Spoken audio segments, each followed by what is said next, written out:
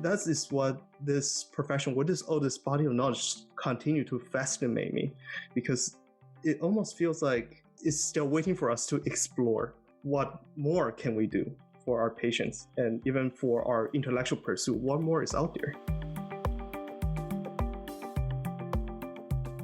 I'm Michael Max, and this is Geological. I heard a word the other day that I hadn't heard in years: grok. Grok came from a popular sci-fi book of my youth, Robert Heinlein's Stranger in a Strange Land, which is a great title because what teenager doesn't feel like a stranger in a strange land? And who doesn't ponder the curious way the world unfolds or the disruptive and alluring influence of love? In the story, there's a mission to Mars. As I recall, it was not a government that sent people there. It was a private company, which in the late 60s and early 70s of the last century, that seemed completely unimaginable.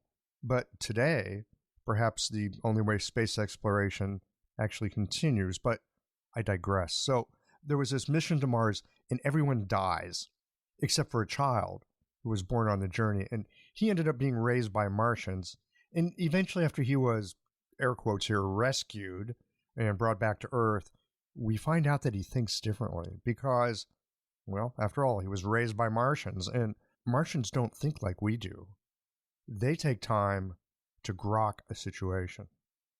Grokking doesn't come quickly. It's the opposite of a flash of insight, and until the fullness of time has arisen and passed, Martians don't take action. They grok the fullness of the situation first. Grokking means being able to consider all sides and aspects of a situation. It's the capacity not only to perceive multiple perspectives, but also grasp the relationships between them. It's akin to what my Buddhist friends might call bearing witness, that there is a cultivated, spacious presence that allows you to see with discernment and without judgment the various facets of a conflict. Grokking is the opposite of straw man arguments. It's an invitation into presence and patience. It means you're liberated from your opinions and emotional reactivity without having to deny them. Nakedly open to the present moment, your own storyline, just one part of the dynamic interplay of life unfolding. Grokking had nothing to do with procrastination, and I suspect that there was enough of a sense of self that you could forget the sense of self. It's not that you could see the future, but more the ability to clearly see the present. It's a good skill for an acupuncturist to be capable of enough stillness to melt away our reactivity and enough courage to follow through with precise action when the time is right for intervention. Because in our work, we are called to action. But how to know what action to take? Grokking helps. It is easy to think that because we use the principles of Chinese medicine that are thousands of years old, or that because we read the translation of a book from centuries ago, that we are directly connected to the medicine of those times. We're not. The challenges and the influence of those times is mostly lost on us unless we have a background in history or facile enough with Chinese that we can understand not just the diagnoses and the treatments, but the tenor of the times in which those books were written. In this conversation with Allen Tsaur, we get a glimpse into some of the nuance of the worldview and the medicine of previous dynasties, along with some thoughts and practices for engaging the medicine here in our modern day. As ever, I'm delighted to bring you a conversation with a practitioner who will challenge your thinking and invite you into a broader perspective. These conversations come to you through the generous support of our sponsors and members. Blue Poppy, your new one-stop shop, has speedy shipping options on everything that you need for your clinic. It's Women's Health Month at Mayway Herbs. Check out the new website for learning resources on helping women with herbal medicine. Are you a creature of habit? How about making a change that helps your patients and the planet with AccuFast needles? And later in the show, raising your fees doesn't have to be a difficult process. Jane has helpful suggestions on making it easy and effective. And finally, have you considered that having a thriving, profitable practice is one of the most healing things that you can do? Julie Bear-Don't-Walk has, and she can help you do something about it too. Do be sure to visit the sponsors page on the Qiological website to take advantage of all the special offers our terrific sponsors have for listeners of the podcast. Picture this. Your clinic is buzzing with patients, and then you realize that you're down to your last box of needles. No need for panic, because Blue Poppy, your one-stop shop for all your acupuncture needs, they ship orders received before 3 p.m. on the same day. With a quick visit to Blue Poppy's website, you can order premium needles, herbal formulas, and that special Dr. Bob's oil that your patients love. Blue Poppy understands practitioners can't keep patients waiting. That's why they strive to get you what you need when you need it. From high-quality Chinese herbs and formulations to acupuncture supplies and clinical essentials, Blue Poppy has served practitioners for nearly 40 years with products that meet the highest of standards. Discover everything Blue Poppy has to offer by visiting www.bluepoppy.com, and don't forget to subscribe to their mailing list for exclusive offers and more. Hi folks, I'm Yvonne Lau, president of Mayway Herbs. May is Women's Health Month, and as a women-owned and women-run business, we especially love how Chinese medicine can support wellness through every stage of a woman's life. So in this month's newsletter and podcast, we're covering topics like PMS, pregnancy, menopause, and osteoporosis. We'll share expert insights and effective treatment strategies you can put to good use in your clinic. Our Plumflower brand line includes herbal tea pills, tablets, extract granules, and organic herbs, all of which you can find on Mayway.com, and where you can also find articles, videos, and other resources to support your practice. Since 1969, Mayway has been a trusted source for high-quality herbal products. In these challenging times, please know that we remain committed to keeping our products accessible and affordable so you can take care of yourself and your patients. As always, thank you for supporting Real Chinese Medicine. Daily habits and routines feel comforting, familiar, easy, automatic. That's the power of repetition. You've worked out the kinks and can do it with your eyes closed. But what if you shook things up? What if you ditched the old routine and tried something new? Hi, I'm John Sten. I've practiced acupuncture for over 30 years, and together with my wife Kelly, we created the world's first eco-friendly acupuncture needle. The AcuFast earth-friendly needle system cuts your packaging waste by 60 to 90%, depending upon your needle type, speeds up your needling, gives you more control, and best of all, while you're healing patients, we plant a tree for every 2 boxes your clinic uses. Thousands of acupuncturists have already made the switch. In just the last year, they've helped plant over 16,000 trees. Since we started, that number has grown to over 50,000. So break the routine. Be the change. Visit acufastneedles.com. Your patients and the planet will thank you. I've got a quick note about the sound quality of today's podcast. I apologize. We like to bring you the highest quality sound possible, and due to some problems with the internet and our recording system, the sound that we got isn't quite up to the usual Qiological standards. I apologize for that. We do our utmost to bring you great conversations that are easy to listen to because the sound quality is good. We did our utmost to correct the problems with the sound, but there's only so much that you can do in post-processing.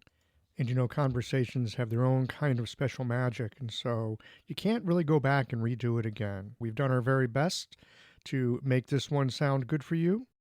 Let's get into this conversation now with Allen.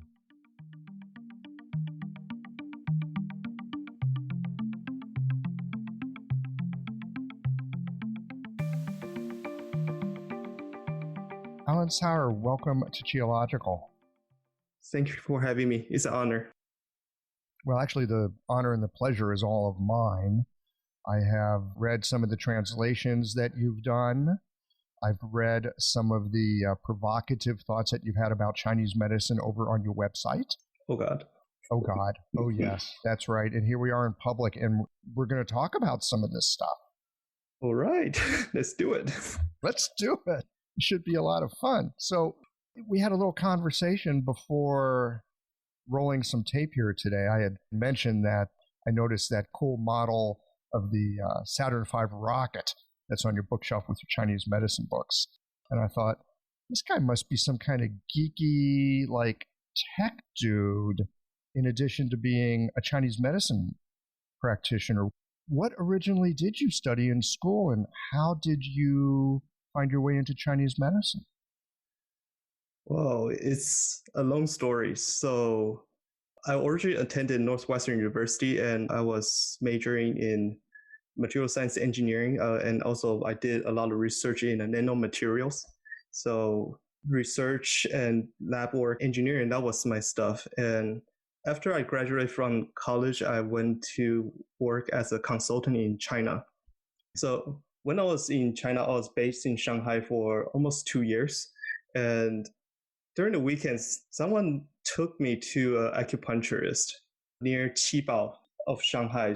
I think it's about 20 minutes or 30 minutes away from the Shanghai city center to the west side. And then that was my first experience of getting acupuncture. I remember I feel the first needle going is like, oh my God, Alan, you are such a brave man to take in the needles.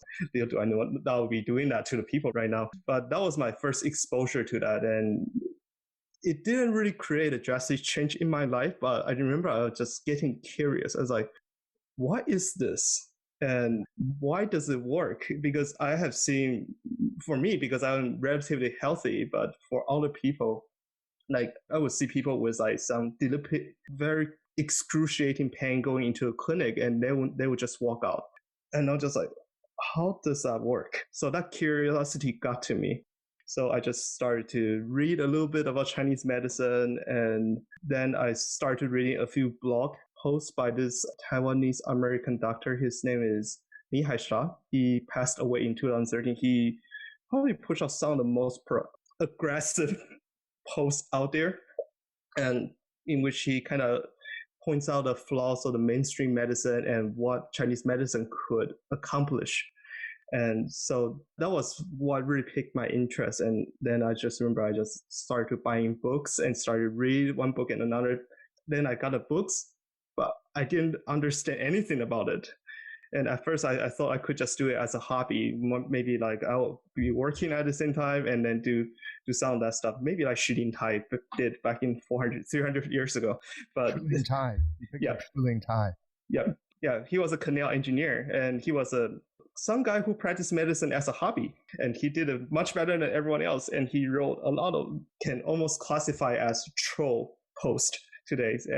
But then I just kind of feel like if I only do this as a hobby and then I'm working at the same time, I soon hit a bottleneck. It's like, okay, I need a more thorough and foundational instruction in order to get to understand all this material more. Because even though I consider myself a pretty smart guy, but then I know when I hit that bottleneck, I know if I read Suwon and it talks about taking all the pauses, doing all the points, but if I am not treating patients, and if I just doing this intellectual exercise in my head, it's not going to work out. So then I decided to drop my work and sign up for the acupuncture school. That's a really gutsy move. Here you are, you've got this great career going in engineering with some high-tech, cutting-edge stuff. That's got to be a lot of fun. And you get interested in Chinese medicine. I had a very similar question come up in my mind after I'd had some treatments, which was exactly like, what is this? And what is going on here? That was 25 years ago. I still ask that question. What is going on here? I think you're right that we can approach it as an intellectual exercise. We could take a scholarly perspective, maybe just sit in our studies and read and think. But there's something about being in the clinic. There's something about being a part of this thing unfolding in real time that brings a whole different level of experience and understanding.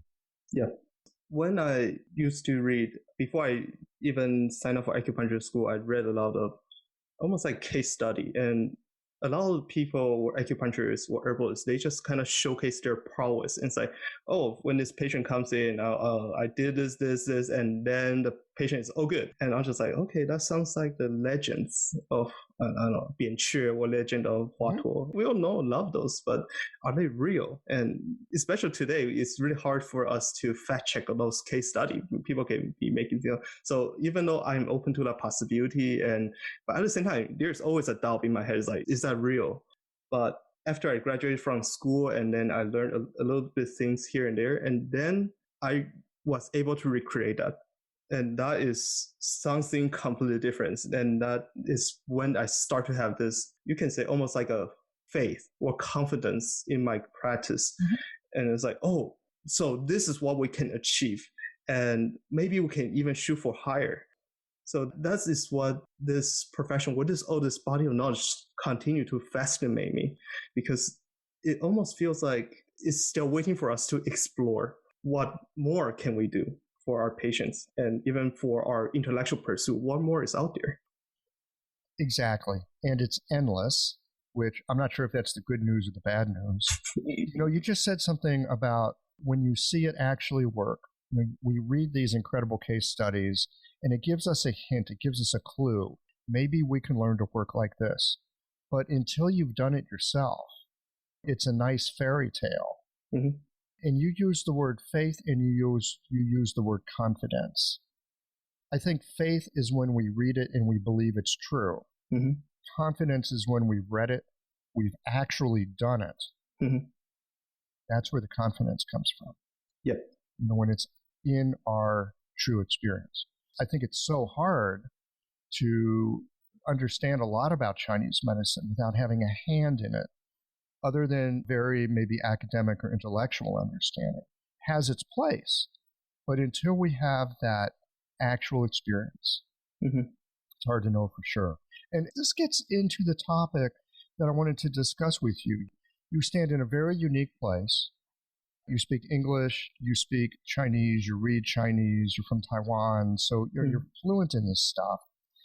Fluent in the language, also have a foot in Chinese culture and a foot in American culture. I spent a little time in Taipei, and one of the things that I loved about being there, in addition to the food, of course, was how Chinese medicine wasn't some kind of add-on. It was integrated and a piece of the culture. You stand in a unique position there. You bring some resources to bear here. One of the questions that we were talking about before rolling a little bit of tape is this very question of how we know what we know. This is maybe the human condition to some degree. How we know what we know, and especially when it comes to Chinese medicine, when we read the Su Wen or the Shanghanlun or whatever, we're looking back through the resources that have been given to us. And when we read the old case studies, we have this idea that we understand what was going on back then. But the question that I've always got, because I can talk myself into anything, the question I've got is, how can we, through the filters of our modern mind and our modern culture, look back and understand what those cats back there might have been talking about? Have you got any thoughts about that? This is an area I'm still actively investigating at the moment, because it is also a learning process for me whenever I prepare to teach, or for the case when I translate things. And I think the idea some kind of got to me when I was preparing to teach this class in historical schools of Chinese medicine at CCHS. Great thanks to Phil Settles, who invited me to teach there. And that was my first glimpse into this, because when I prepared to teach that class, I wanted to teach it a little bit differently. Because in most programs, when you have those historical schools, you actually have a list of 5 or 6 legends or prominent figures throughout history. And then you hear about their legendary feats, and then you study 2 formulas from them. And that's it. Then you move on to the next guy. I feel like maybe there's a little bit more to that. Maybe each one of them was trying to discover something new, or they were trying to respond to circumstance at the time. So that's why they came up with their ideas. And at the time, I was still quite fairly new to the idea, and also at the time I was simply overwhelmed because to prepare for that class, I think I read through or at least browsed through at least 50, 60 different books throughout history from every single commentator out there. So I was a little bit overwhelmed, so I didn't really get my head around to that idea. But that idea really came to my mind strongly when I was translating Zhang Jingyue's work. Because at first, when I was doing translation, the very first step is you kind of translate it literally. You just, whatever the person says, you just write it down and translate it, try to reproduce it in English. So in a sense, we are taking the author's opinion literally. So when Zhang Jingyue says that yang is important, yin is also important, but yang is more important, should we take that message literally? Or was he trying to respond to what was happening during his time? And when I was going through the editing process, and also when I thought about this material more, then it came to me that no, we cannot take it literally. We have to consider the historical context at the time. So what Zhang Jingyue was fighting for at the time was the mainstream practice was defined largely by Zhu Danxi and Liu Wansu's treatment methodology. So from Liu Wansu, people have a tendency to clear fire. They believe everything could cause fire. And from Zhu Danxi's point of view, he brought in Neo-Confucian idea or doctrine into medicine and believes that as soon you generate some sort of desire, or if you have any sort of emotion in your heart, then there's fire. You have to quench it. So any desire is going to create fire. Yes, that is Zhu Danxi. So Zhu Danxi advocates you had to... No wonder California is burning right now. That could explain why there's so much fire. I hear people are a little bit more outspoken out there on the west. On the east side, we're a little bit more reserved. And so when Zhu Danxi brought in all that conversation, so during Zhang Jingyue's time, all people could think of was fire. We had to kill fire. So when Zhang Jingyue was writing his work, he was largely in response to that. It's like, okay, yes, there are fire disease, then we had to deal with that with cooling earth. But at the same time, we cannot just treat all cases as fire. And that's why I think he really wanted to advocate for the yang. It's not that yang is more important in, because at the time it was so imbalanced. He has to make a very strong argument against that. And so I think that's where the historical context comes in. And also, I was talking with Sharon Weisenbaum the other day, and I was asking the question, that was just my pondering at the time, is like, why did Zhang Jingyue talk about the yin-yang and 6 parameter? Today we know it as the A principle, 八纲. He called it as yin-yang 6变, yin-yang is 6 variations, and as well as the 10 questions. What were his purpose of that? Was he trying to be a diagnostician, or was it trying to deepen the study? And when I thought about it, I was like, maybe, just maybe, because Zhu Danxi was super influential. We call it the king of miscellaneous disease. So whenever you have some sort of disease, the first thing you go to is you look at Zhu Danxi's manual. And then you look through the manual and just look at the disease. And actually, Zhu Danxi did it so quite brilliantly. He broke it into category, and for each disease, he broke it into different pathomechanism that could have caused it. So if we are just locked into that sort of practice mentality, then we would be focusing only into this disease-oriented treatment at all. So for every single one treatment we conduct, we would only focus on the disease. So that means we would completely ignore the constitution of the patient. Mm-hmm. So maybe when Zhang Jingyue was talking about the earlier heaven, later heaven, the yin yang, and also 6 variation, and the 10 question, is asking people, like, okay, besides treating disease, which he assumes everyone already knows so much about, he doesn't need to mention that. We also need to understand what's the underlying condition for the patient. And for me, that historical context probably gives me a possibility of what is the argument the person is trying to make at the time. And also the question is that, should we take the words of each commentator literally? So for me, we should not, we cannot. And we had to always consider the historical context and what type of argument the person is trying to make. What question is the person trying to answer? Wow, this is a very potent observation on your part. I remember when I was in acupuncture school and we'd be reading through the Materia Medica and we'd learn a formula because the important thing was to learn the formula because we're going to use it in clinic or we're going to be tested on it. And so, the important thing is what's in it, what does it do, how do I use it? But it would always have a line in there about where it came from. Oh, this is from Zhudanxi, this is from Zhang Dongjing, this is from Wenbing. And it was only years later that I realized that little line about where it came from was a clue into how that prescription might have been a response to a time in culture, a time in history. Was there famine? Was there plenty of food? What kind of people were they? Did it come from the north or from the south? Those northerners can handle that mahuang, but those southerners don't do that to them. All kinds of things that, little cultural things that you might not know about. But yes, there's a clue that could be in there. And the other thing, I remember reading Paul Unshold's Nanjing when I was in school. Again, this is one of those kind of enlightening moments that, for me, about the medicine, that both gave me a glimpse and helped me to better understand why there are so many arguments that we have amongst each other about how this dang stuff works. Because if you look at the modern day and different kinds of practitioners, we argue vehemently with each other about what's the proper way to treat, what's the wrong way to treat. There's different schools of thought. And as you read through those old commentaries, like you did in preparing for the class at Phil School, you'll find that doctors have been arguing with each other, not just within their current lifetime, but over the centuries.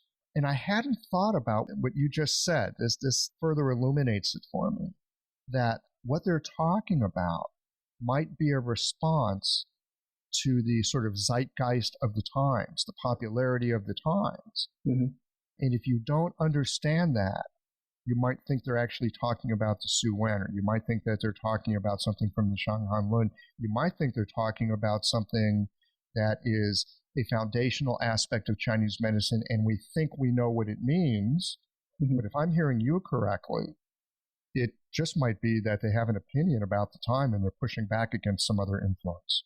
Yeah, I believe so, because it is almost like editorial or commentators today, or even when we publish research journal articles, we are not really making a case against Sir Isaac Newton, or we're not really, when we can do it, that's great. But most of the time, our primary concern is what do people believe now? What does the whole of the society, what the whole of our community believe at the time? What are they practicing?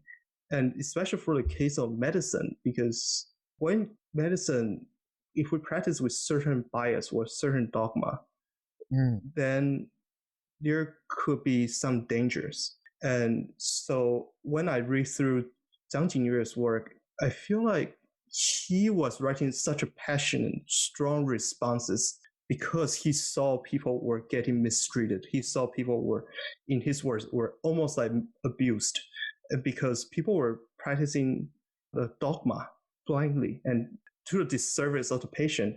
But let me add on to one more interesting bit of that. So after Zhang Jingyue wrote out all that stuff to fight against Zhu Danxi and Liu Wansu, his work was not really published for 100 years because he was poor. He died in poverty, and his son published the work almost 100 years later, 60 or 100 years later. After his book was published, and it became super prominent, it became super influential, and everyone started using 人参父子肉桂 only. And then it started to create a lot of issues. And imagine that.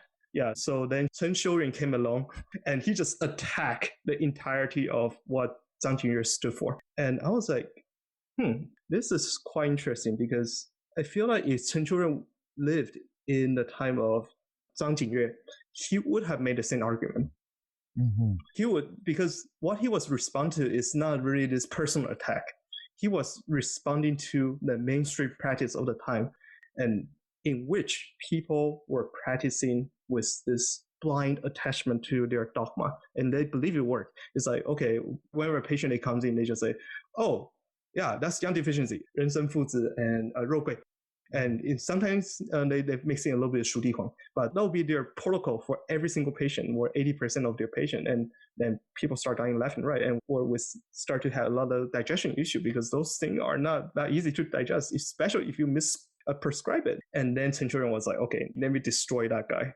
Or to my point of view, I feel like Centurion was like, he is not against Zhang Jingyue, because he does have a little bit works that further refine the work of Zhang Jingyue. Like, for example, Zhang Jingyue wrote 10 questions, and Chen Xiuren refined it. He actually edited it and expanded it, and he says that is how we should diagnose. And Chen Xiuren also, he wrote a work just attack every single one of Zhang Jingyue's formula. But in his other works, he also praised the ingenuity and the genius of Zhang Jingyue. So first read about those works. If you just read one or two books, we kind of get this almost cartoonish idea about those historical figures and what they stand for. But the more we read, there's a lot more complexity to that. And again, for the arguments that maybe we should not always take them literally, we need to understand what was going on at the time and what question are those people trying to answer. This episode is brought to you by Jane, the clinic management software that honestly just makes running a practice easier.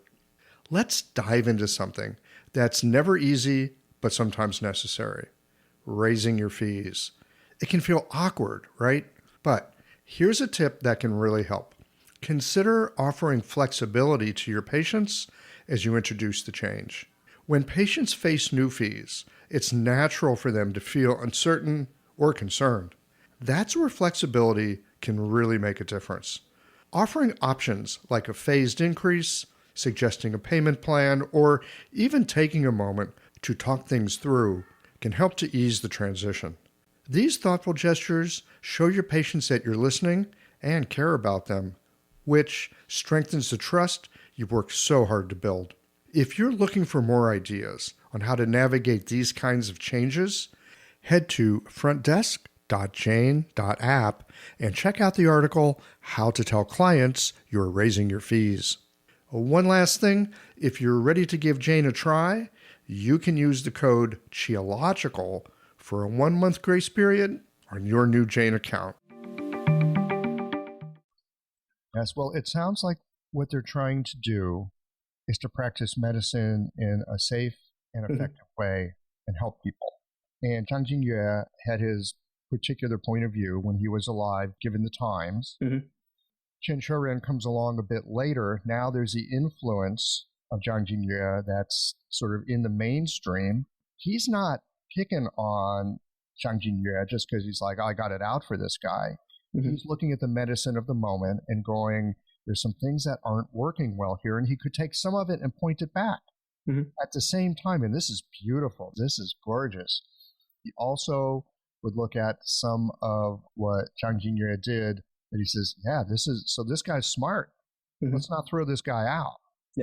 It's looking at the moment, and you said something, this rings so true for me. Dogma and ideology. All you got to do is look around our world right now, all the polarizations going on. It's very easy to be working out of your dogma because it's the right thing to do. And then that's going to influence the kind of medicine that you practice. It will influence how you see people. It will influence how you interact with people. It will influence all kinds of things. And so it sounds to me that as practitioners, as doctors, in some ways, we need to know our medicine and know it really well and know these different ways of thinking and working, ideally with the nuance that you're speaking about. But more than that, we need to be aware of our own biases. We need to be aware of our own dogma. We need to be aware of how our own best intentions might get in the way. Yeah, I feel like most practitioners, they practice out of the goodness. They want people to get better. I do not think any practitioner want to hurt their patient. I believe where the dogmas comes in is that, well, first off, especially from the English side, there is a limited resource available for people to access.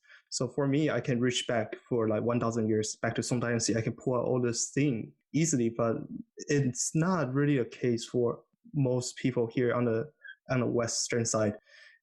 So when they had this limited amount of information, they tend to study with one person or one group of people who kind of just shape their perspective or the scope of their practice, so to speak. So that inherently has certain limitation, or we can say bias. And the other thing is that bias or dogma makes us feel safe. Mm-hmm. And also it's an easy way because it's like that works for that one, that person, that works for certain those cases. And I'm pretty sure with my own eyes that it works. So if I just copy that, it should work. And if it doesn't work, let me try again and again. If it doesn't work out at the end, just discharge the patient, try again. I don't know. I feel like it's never through some malicious intent people practice dogma. It's that people are a little bit trapped within that perspective without being aware of that. I think that's what's going on with most cases. Personally, I know I have my own bias. For example, my bias is actually shaped by you from the 10 formula families. That's how I practice in clinic. So when I see patient, I was first trying to see, what type of constitution could that person be? And at the same time, I also think about maybe I can use something to help treat the disease better. But that would be my inherent bias because I believe that there's such a thing as herbal constitution. But maybe that's not completely true. We do know it works quite well in the clinic. And yet I also have certain cases, I try everything, it doesn't work out. And so when it comes back to me, I was just like, okay, now I need to think about more on what limitation could there be. Maybe I just lack experience. Maybe I haven't figured something out. Maybe I need to consider other things, especially from the Western medical side. Could the patient have gotten certain type of procedure that inhibit my treatment?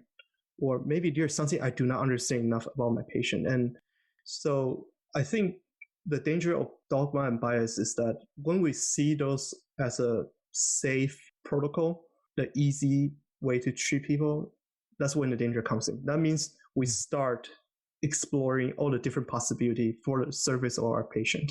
We close our mind down a bit when we decide it's going to work a certain way, or I use a particular system and everything has to fit within the system. Well, a good system will help you understand a lot of your patients, but I don't think it's going to help you understand all of your patients. And I'm glad that Dr. Huang's book was helpful for you in your learning. I know that it was certainly helpful for me. Well, first of all, it gave me a whole different way of thinking. I mean, when I first started reading that book, my Chinese was not good. And when I first started reading it, my first thought was, my Chinese is really bad because I'm clearly misunderstanding this guy because I've never read anything like this before. And then I realized, no, actually, I am understanding it. And I've just never read anything like this before. Yeah, I've never read anything like that. It's extraordinary.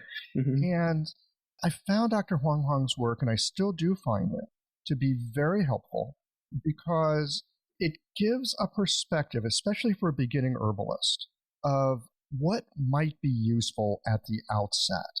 And sometimes if you can take a bunch of things and screen them out, then you can focus in on what might be useful. Now, I think I've always been a believer. How do you know a treatment is working? Well, because the treatment is working. And sometimes, I might use Dr. Huang's thinking and I'm getting nowhere with it. I'm actually wrong.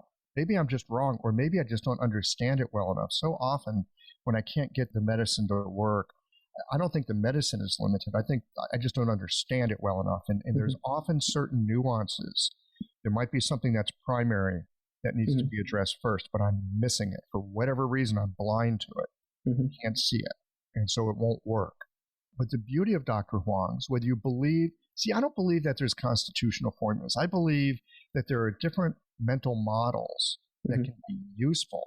They're only useful insofar as they actually help you recognize what reality is. And so there's this kind of, I'm not going to call it a thin line, but it's like Venn diagrams. There's a place where what is the patient and what is true intersects with what the theory says, and you can see with some clarity where those things match up. But again, they're like all mental models that can be useful. The trick, I think, as you were pointing out, is to see what actually is there. And there's some great ways of looking at things. but don't get caught up in that this is the way that everything has to work. Yeah. When I was studying with Dr. Wei Jiang, he mentioned one thing quite interesting, and I think in some way it kind of opened up my ideas about dogma. And it has a lot to do with the regionality of China, because each region of China has, modern time is a little bit different. But back in the days, people kind of just stay in one region forever with their life because there's little to no social mobility. You cannot just move around freely around the kingdom. So if people stay down there in Jiangsu region, then it is really hot and humid. And just like Taiwan and Hong Kong and also Sichuan, those are really hot and humid climate all years long. So what happens is those people tend to sweat a lot. Their pores are always open. And it turns out people from those regions like to use foods a lot. So the regions that use foods the most is Sichuan, Taiwan, Hong Kong, Macau. So those are where the fire god school or today the followers Dr. Nihai Shah or people who really love to use foods really came from. Those were from those regions because that is almost like a general constitution of what people are like. And then in the north, because it is really cold and frigid and people maybe take a shower once a month or once every 2 months. So their skin tend to be quite rough. That's when you mentioned earlier, they can handle ma huang tang because their skin, you really need that fierce power of ma huang to break through that for you to open the pores because it's never been opened. So you have to break it open. So for those people, you want to use ma huang. And also for those people in the north, since all their pores are closed, then there's a possibility or a strong possibility for it to develop into this depressed heat that Liu Wansu says all the time about, because in the south, pores are open. If you have heat, it just vents out with a sweat, but not in the north because it cannot go anywhere. It just kind of get congealed, trapped within the skin and develop into this heat and fire. So back to Dr. Wei Jiang. So he says that because he studied in Beijing TCM University and got a PhD there. So during that time, he invited a few really, really famous doctors from Beijing to Taiwan to do a lecture. And people attend to it. It's like, oh my God, that's the most insightful and the best lecture ever given. And so after the lecture, there were a few case study where people just came up to him and he just diagnosed and prescribed the treatment. And he noticed one thing. That doctor always added in the 3 yellow brothers, Da Huang, Huang Lian, and Huang Qing. That is interesting. And none of the treatment worked. Because it was congealing. Congealing? Yeah. So in Beijing, a lot of people had congealed, depressed heat or some type of heat accumulation within the body. So you always want to use that to clear that.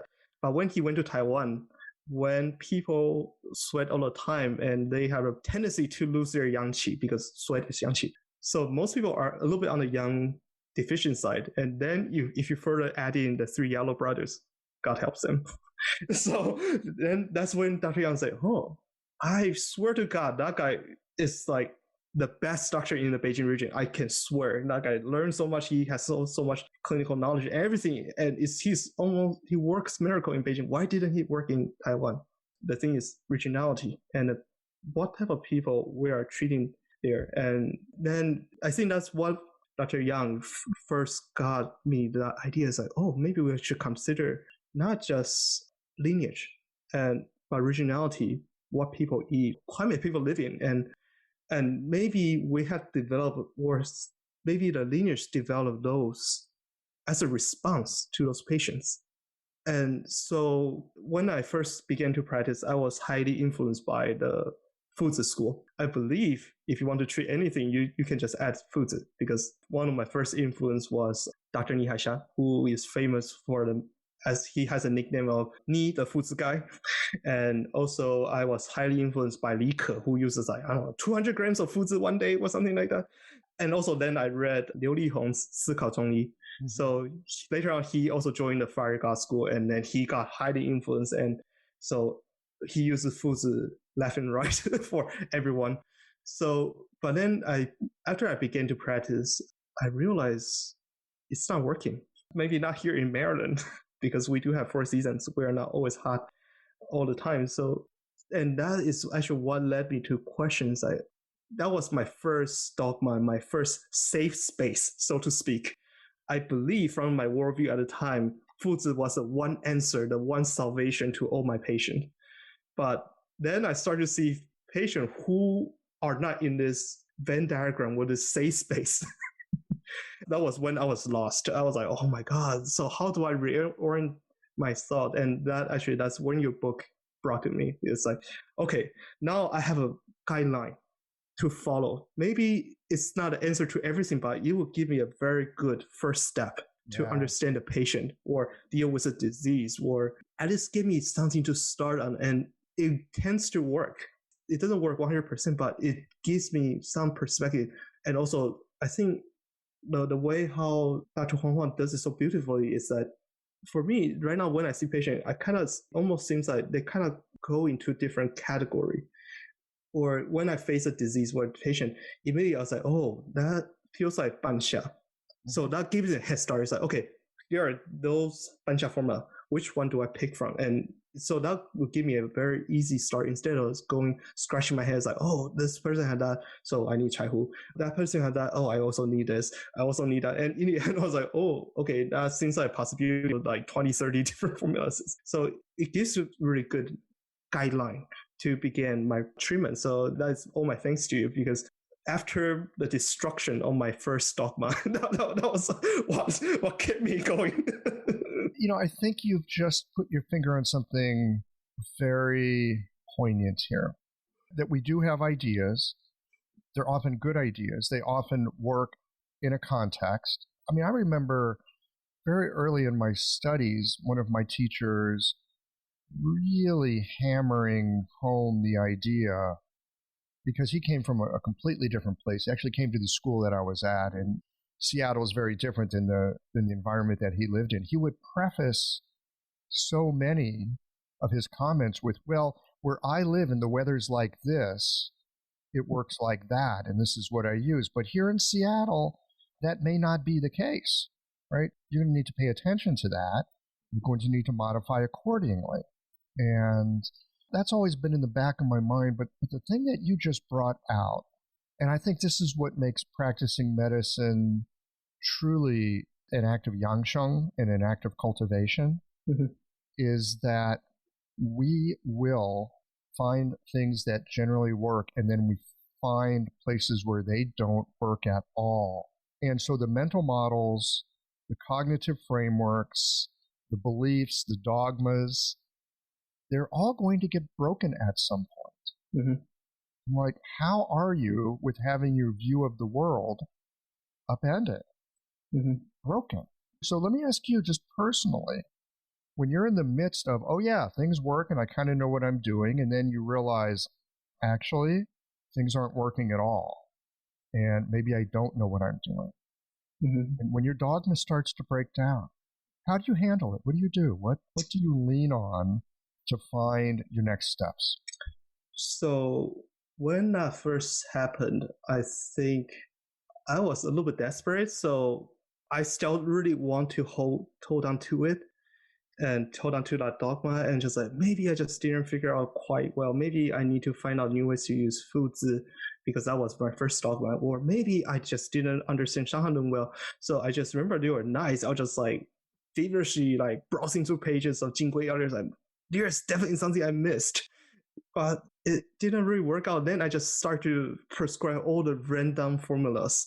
So basically, because from institution training, we still learn from Bensky, the material medica, and also the formula strategy. So we still need to know how to put formulas together. But at the same time, I just like, oh, let me just scramble this together and see what, and it didn't. And just, I would say at the time, it really hit me really hard with my confidence. And then I did all the desperate measures, trying my best to serve the patient, but at the same time, it's not working. And at times, I even blame the patient. It's like, oh, it's all your fault. You are not taking care of yourself. It's your lifestyle, is blah, blah, blah. But those are my excuses. It's my inadequacy. It's not the patient's fault. Those things play a role in that, but I am only speaking of it out of my desperation. And then I think winter 2014 or 15, I don't remember exact year. Then I went to Dr. Huang's lecture in Flushing, New York. That changed my life. Then I got your book. Yeah, then I was like, oh, okay.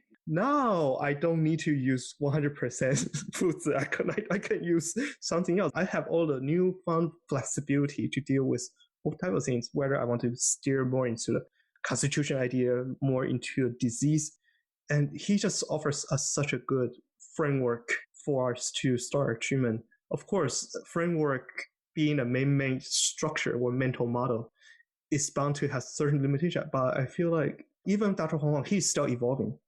Even nowadays, he's in his last work, fourth edition of his clinical manual, he's integrating in a lot of information from chemical medicine and also evidence-based studies. So I feel like he's still evolving. And even though he really proposed this idea of constitution, formula, and disease, the 3-pronged attack we need to consider when we are treating patients, but at the same time, he's still evolving. And for me now, that would be my dogma. But I find this one to be a little bit more flexible and more accommodating to our patient, whatever case it arises. And does it work all the time? No, of course not. We cannot treat all the patients. But I feel like this is something I really like now because it offers us a lot more possibility and keeps us curious. Yes, I'm a little bit like you. I tend to lean on my curiosity.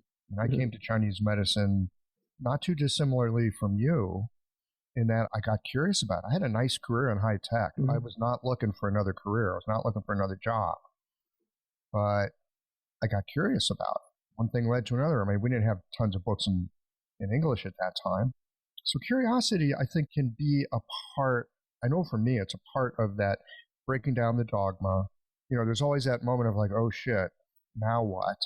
And yes, the confidence, I think early on the confidence takes a hit. I think over time, as experience accumulates, the confidence doesn't take so much of a hit. It's more like, that's weird, right? It's like, this should work. I've got enough experience with it working. This isn't working. It becomes, I'm going to say those failures become less threatening over time. And they become more of a catalyst for, oh, okay, I actually don't know what's going on here. And I'm kind of excited because I've got a new puzzle now. But I think that comes later. I don't. Yeah, because I feel like in institutional training, or whether we follow certain people as apprentice, we're almost given this impression of that there is this one truth in our profession. There is this one model that works out so perfectly for everything. So I think in certain way, we're trained to believe that is the sacred order of the world, and we become very, very attached to that, so to speak, when we had to have our faith in that. So when we go into Chinese medicine, we had to somewhat abandon what we know about Western medicine at the beginning, or at least at the beginning, or else it will conflict with everything you're learning at the time. It's like we have all this anatomical study, we have all this knowledge about human disease and everything in the past 200 years. Now we kind of want to let go, put it on the side for the time being, and learn something from like 2,000 years ago. So I think we did that intentionally at the beginning and pick out this model and believe this is better than the Western medicine model. So when that thing is shattered, we kind of fall into this crisis of, oh, what do we do? Should we go back to Western medicine? Where do we go now? We were promised this was going to be our salvation, but what now? I think for me, I feel like when I think back in my life, it was really those crisis moments, like when I broke down crying in the shower after my research professor yelled at me. I was a really bad student. And in Chinese medicine, when I had my crisis with my dogma destroyed, and that was actually a catalyst for me to learn, to consider maybe that's not the solution to everything. And also that maybe do some introspection is like, and especially years later on, it's like, why was that destroyed? That is very interesting because it is a knowledge, or it is just a conceptual framework. Why am I so devastated from that destruction? Because it should not be personal.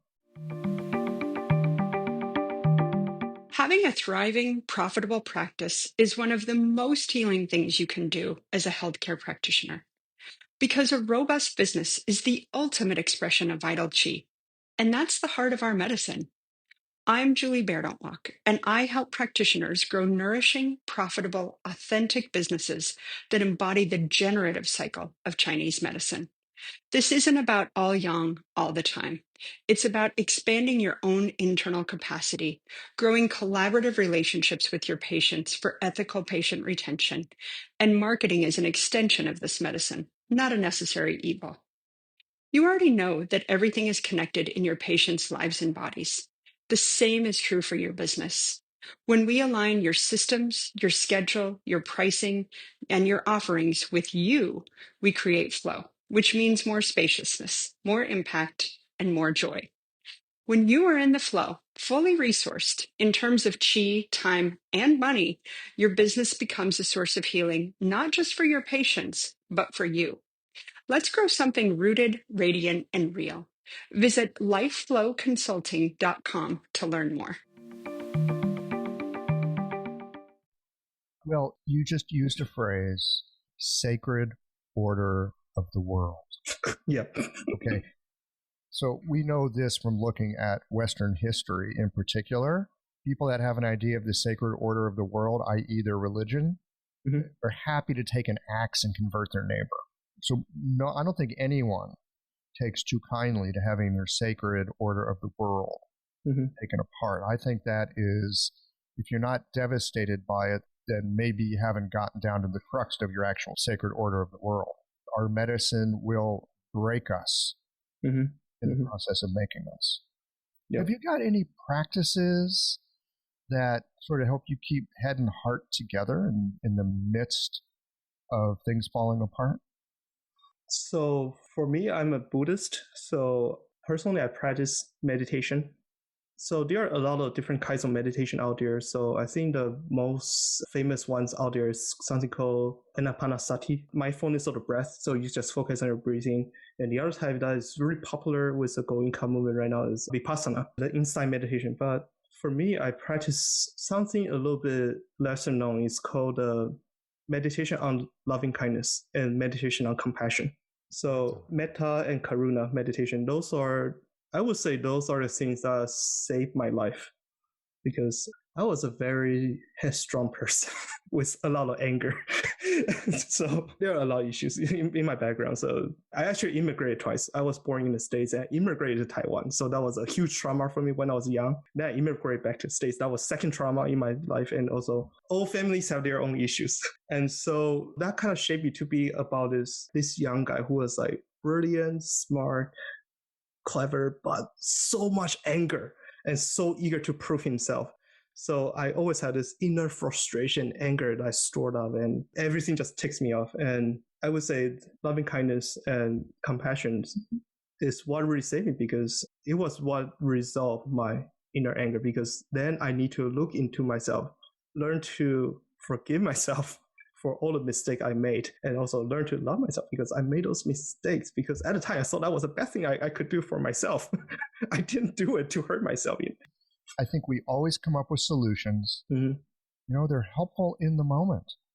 Anger can be really useful because man, oh man, it sets a boundary. If there's some issues with boundary, anger, super helpful. Here's the boundary. So often our solutions, the root of our next problem. And this really resonates. I tend to be a bit woody myself. I know that anger is a potent fuel, but it's kind of like rocket fuel, right? So it's toxic and it's hot and it can bust through some barriers. Man, it can get you to escape velocity, but it will burn you to a crisp at the same time. So here you are with the opposite side of the wood, you know, the virtuous cycle, which is benevolence and loving kindness. You know, I hear you say that. And meditation is loving kindness. And I tend to be a bit of I like to know how things work. I like the nuts and bolts of things. So I too will like go to the books and try to figure out, you know, what am I missing technically here? Sometimes it's not what I'm missing technically. It's that I need to sit quietly and have my heart a bit more open and a bit more attentive. And so hearing that you lean on loving kindness, that sounds like a helpful practice. Yeah, it definitely calms me down a lot more. And I mean, I still struggle from time to time because this is like a lifetime pattern I've been having. But whenever something starts to tick me off, now I know, okay, I definitely need some space and really look into myself. And also, I think the number one issue I have, or what really generates my anxiety is my relationship with people, especially in my younger years when I was an idiot who don't know how to handle social situation or how to treat people nicely. Then I always wake up at midnight and say, oh my God, I did this to that person. And why did I do that? And start tormenting myself over all the past misdeeds. And even with patient as well, it's like when I treat a patient, I have my expectation, and sometimes I do it, the treatment, out of my expectation for myself, but I don't really care about what the patient feels. And then that would lead to a situation where there's almost like a miscommunication between me and the patient, what the patient wants and what I want. And that does not serve. And that is when I find compassion really helps. It's like, Alan, think about it. The patient comes to you because the patient is suffering. What the patient is going through, he's seeking for help. What are you doing? Like, are you just treating this patient to serve your ego, or are you really understanding what they are going through and try your best to help them? So I would say those two are really the ones that really maybe makes me a somewhat okay person to deal with, and also makes me a more well-rounded person who is not that quick to anger. I appreciate your forthright honesty and your courage to say something like that. You've treated your patients in service of yourself. Yeah, I definitely did that in my younger years. I have done that too. And not intentionally, not because of malice, more out of ignorance, more maybe out of pain, fear, but ignorance, I think, more than anything. Yeah. I think it's probably, I mean, I could be wrong about this, wrong about a lot of stuff, but my suspicion is maybe all practitioners, we go through these stages of development, and one of those stages is recognizing how we've been trying to help ourselves. Yes, we're trying to help someone else, but we've actually got more of our own ego and more of our own issues in the room than is helpful for a patient. Coming to that recognition with some compassion and then starting again. Because then after that, you're a different kind of practitioner. Not easy work. Yep. It's a struggle from time to time, but I feel like those are the inner practice I rely on the most for myself, especially for me, because I feel like most of my stress, anxiety comes from how I deal with people and how I deal with myself and my past history. And so those are really kind of what keeps my head clear and also keep me to kind of resolve one. Sometimes when I do compassion, sometimes it feels like I'm resolving this knot in my heart, just resolving it one by one. It's like, why am I so attached? Why do I so much fasten myself to that one point in time when I did that thing? And sometimes I just feel like it's just kind of unknots slightly. It is an unknotting. It's like a disentangling. It's amazing sometimes when sitting quietly, whatever your practice is, to sit quietly. And sometimes you get a glimpse and it's like, oh, there's all this other stuff that's attached, this feeling or this thought. And then it releases a little. But don't worry, we'll get to come back and work at it some more later. Yeah. So I'm just quiet here for a moment because I so appreciate, we talk about cultivation, kind of a breathless way of, of course, cultivation. But man, cultivation takes a tremendous amount of courage. Yep. Usually when we go to the retreat to do loving kindness or compassion meditation, a lot of people left during the course of the retreat because it's very scary to face yourself. It is very scary to sit there in silence and look into yourself and recognize that a lot of times we have this mental image of ourselves of being perfect, of being blameless, of being everything is flawless. But when we sit there and look at ourselves, like, no, that's not the case. Are we willing to admit that? And that brings back to our earlier conversation, is that those are the crisis moments that maybe if we face into that and learn from it, and it could become a catalyst for our growth, or in this case for loving kindness and compassion, I feel like it's almost like a liberation from those entanglement. But for me, even for me, the first year, second year when I did it, it was really, really scary. And especially then one issue is that because we become so attached to our constructed identity. And when that identity proves to be, like our earlier case, a dogma, when that you start to peel away that layer of onion, you realize it's not what it seems. Your worldview kind of shatters, and not everyone's willing to do it. And I imagine for me, even I feel like in my background, I suffer enough from my background, but I feel like there are a lot more people who went through bigger trauma, bigger issue and life circumstances than me do. And for me, when I look at those people, I think it might help them, but at the same time, I also feel a little bit scary of what they might have to face. Because when you tear down layers, sometimes it almost feels like the beast is going to come out. It might destroy them completely. So maybe whatever is working for them at the moment in this dynamic balance, so to speak, they still have to juggle and deal with everything that happens in their life. Maybe it's better. I don't think it is a path that is suitable for everyone, because we never know what people come from and what they have gone through. Well, this is one of the things I find with our medicine, with acupuncture in particular, because we've all got the stuff that we're working on. There's none of us that are unscathed. Acupuncture seems to have this curious potency about it, that it can dissolve layers, so to speak, and put us in touch with resources that we have, but they've maybe been latent for a long time. And so while it's always lovely when people have an acupuncture experience and they leave and they feel better, whatever problem they brought them in is different, maybe their life is changing in positive and unexpected ways, it's always a delight. But sometimes things also will break apart. There's a lot of talk these days about trauma-informed therapy and how traumas get kind of encoded into who we are, and they get layered into our physiology, which I think is true. And there are times when we're kind of working with it and it's all working okay, but then there's going to be that phase change where things really shift. And sometimes people come through it pretty smoothly, but sometimes everything has to fall apart. And that doesn't mean that we're doing the wrong thing. Sometimes it means keep going. I've got a friend, actually she lives in Taiwan, and she's got this great phrase. She says, well, it's hard to tell the difference between things falling apart and things falling together, because there is that moment where a dogma goes to pieces. Is there anything that you've read in terms of the past masters or past practitioners, or any of the materials that you've looked through in Chinese, the older stuff, that might talk about what we're discussing here right now, that sometimes things have to fall apart for our patients before they get better? Do the old doctors talk about this at all?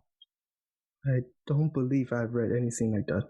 I have seen case studies when the practitioner or the commentator themselves kind of broke through their dogma.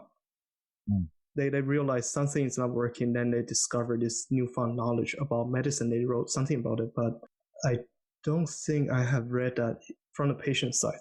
So at this time, I do not know. And I was wondering if any of the old doctors recognize this in terms of treating their patients. I mean, maybe this is where like some of the ghost point stuff comes in. Maybe. Or, exorcism treatments or things of that nature. I mean, maybe they talked about it and encoded that, in a different way than you and I are talking here in the modern age.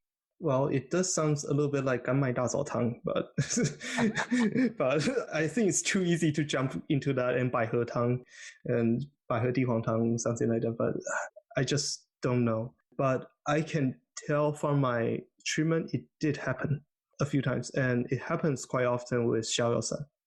So a few times I was seeing like those like classic 逍遥散pattern, like when you take policy, it's a little bit wiry, and then the patient looks like, oh, it's under so much stress and not rested, and have all the anger stored up within them, but just kind of suppress it down. And some people even suppress it down to the stuff. Then when they recognize, they are not even aware they have that type of frustration anymore. They thought they are passive, but no, it's become internalized into somewhere lower. So when I saw those patients, I was like, okay, you need 逍遥散. or to at least I need to give you something like 当归烧散 to build you up better, and then maybe use 烧散 to vent out some of that. At first, I thought 烧散 will kind of ease the person down, less tension, the person will be less icky and more relaxed. They got pissed off, they got angry, they got outbursts of anger, and they come back next week, it's like, your thing is not working, I'm feeling worse right now. I was like, oh, interesting. Interesting.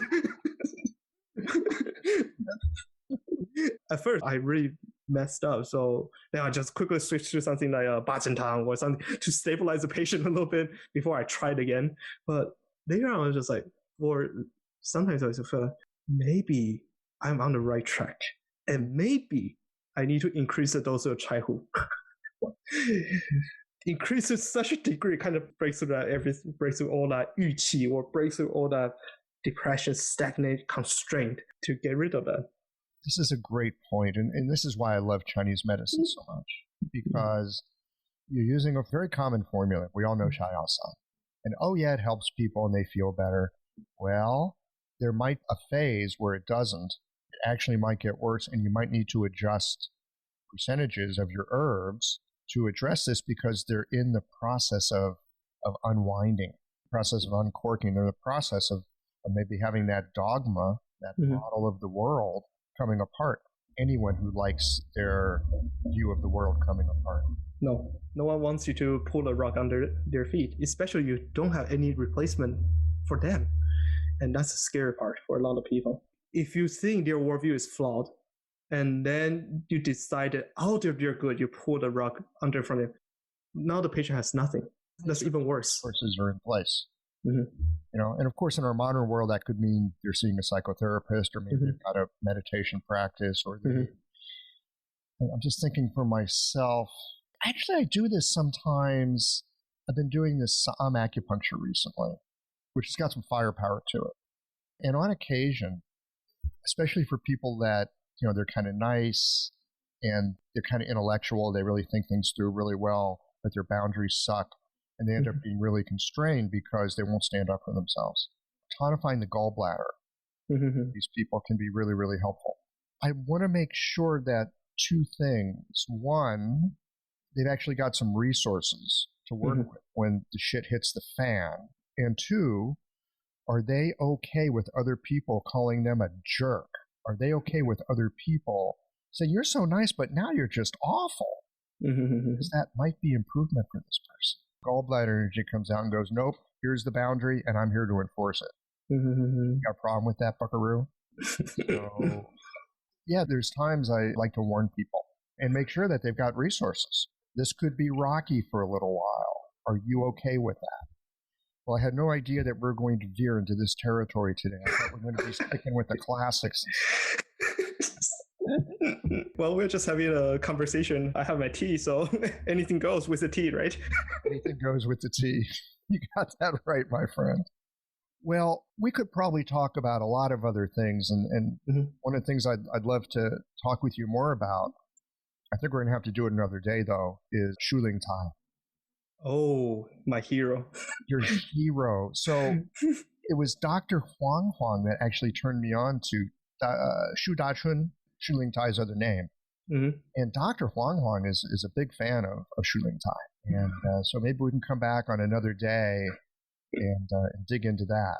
Oh, yes, definitely. Okay. Before we say goodbye, though, could you give us just a quick little preview of why Shu Ling Tai is your hero, just so people have something to chew on? So the first work I read about Shu Ling Tai is this book called 医学源流论. So if you translate into English, it's called The Source and Transmission of Medicine. So Paul Ansholt also has a translation for that. I think it's called Forgotten Tradition of Chinese Medicine. So when I read that book, one impression that hits me really hard is that because for the classical commentator, they tend to be like those conservative scholars say everything is canon, blah, blah, blah. And canon are the words of the sages. They are absolute. We cannot question them, blah, blah, blah. Things like that. So you are forced into this almost like the Neijings are great, the Nanjing is great. But at the same time, you are a little bit constrained to that writing from 2,000 years ago.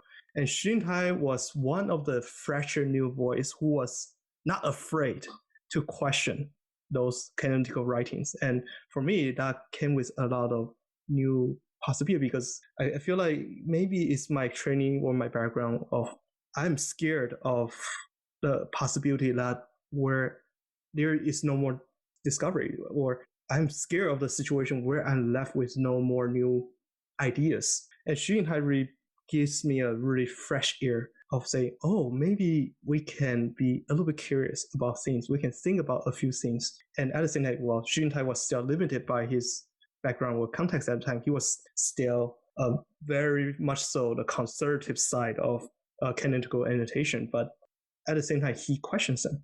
For all the flaws, he would say, oh yeah, the current version of Neijing or Nanjing is not perfect because transmission issue. At first, it was perfect, but transmission brought in all the issues. But maybe it was just his coded messages like, okay, you do need to look into this. There's something wrong with it. I cannot say it is wrong, but I can blame it on other people. Again, we're looking at the times, the context, the zeitgeist. Yep. There's certain things you can say. There's certain things you can only... You cannot question the authority of the sages. Their words are absolute. But we go your way out of it. And also, yeah, so most of the time, like in the Shanghainlun side, we have Cuo Jianpai, the misplaced scroll current, who blames, yeah, the Shanghainlun was perfect, but then it got into this disarray through transmission. But it's also their way to say, there's something wrong with the Shanghainlun. But they cannot see it. As we were discussing earlier, there's a lot of different ways of looking at things. They can be very, very helpful. Maybe it's not always the right tool for the job that's in front of us. Yeah, Xu Yingtai is just this guy with endless curiosity. And also one more thing is that he is so systematic. Like he's writing for Shanghan Leifang. So after I read Dr. Wang Wang's work, and then that was the next work I was introduced to, I was like, oh my God. So that's how we can read the Shanghainlun, and maybe we can get better idea of that from that. So Shanghan Leifang. Dr. Huang Huang's book in Chinese is Shida Leifang, or new categories. So all you listening right now, you got a clue as to where Dr. Huang also got some inspiration. Allen, this has been an absolute delight today. Thank you so much for sharing some tea with me. Thank you for having me. It's really an honor to be here to speaking to you.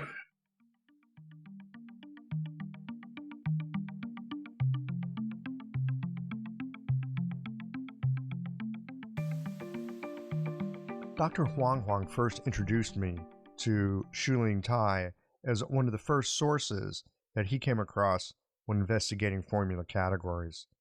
He did mention that Xu was a bit of an iconoclast, but hearing Allen's perspective, that Xu Yingtai's writing could be seen as trolling the mainstream practice of the day, well, that put it all into a whole new light for me. Much like today, practitioners often vehemently disagree. Looking back through history, it's easy to imagine an orderly growth and development of Chinese medicine. Now I'm thinking that's a fairy tale. It's all been a lot messier and a lot more complicated. But at least we have some fundamentals that we can always go back to for some grounding. And one other thing, Allen's suggestion that we have some kind of practice that stills us, allows us to dial down our reactivity, well, that's been my experience as well. You don't need to have a meditative practice to practice East Asian medicine, but it does help. Well, here we are at the end of this episode. If you've listened up to this point, you're either a rabid fan of Qiological or the forward button on your podcast player stopped working. If you are indeed a fan of the podcast, you can help us to bring new episodes to our community of practitioners by supporting us with a membership or a one-time contribution. Details, of course, are on the website. That's it for today, friends. Join us again next Tuesday for another thoughtful episode of Qiological.